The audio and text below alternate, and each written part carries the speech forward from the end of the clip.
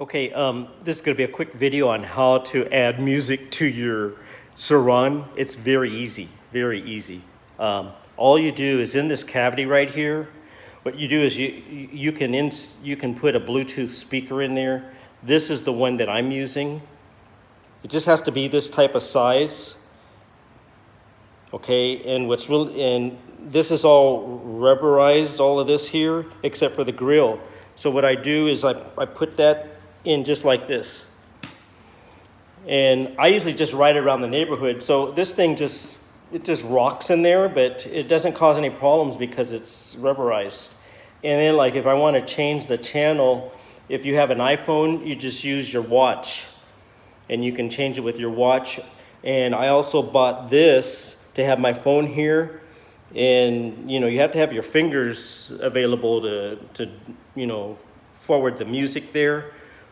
With the iPhone, I think you can say, "Hey Siri, next song," and that will activate. It'll go to your next song. But I'll usually pick this up and just press this twice, and that'll forward the song. And here you can mess with your volume, or you can use your iPhone watch or iWatch, whatever. Anyhow, that's one way to do it. If you're on the trails, you might want to buy a strap like this one here. It's like a Velcro strap, and that's the name of the company I bought mine from. I'll have a link in the description for all of these items, and it has this on the other end. And all you do is just open this up, place this with the Velcro facing down, and then you close it. Lock it, and then you just go ahead and just strap it in, just strap that thing in right there. That'll hold it, that'll keep it from bouncing, and it'll keep it in there nice and tight.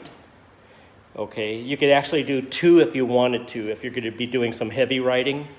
But anyhow, that's what I'm using, and I thought I'd share it with you guys. And it's really nice because I can listen to my music while riding through the neighborhood.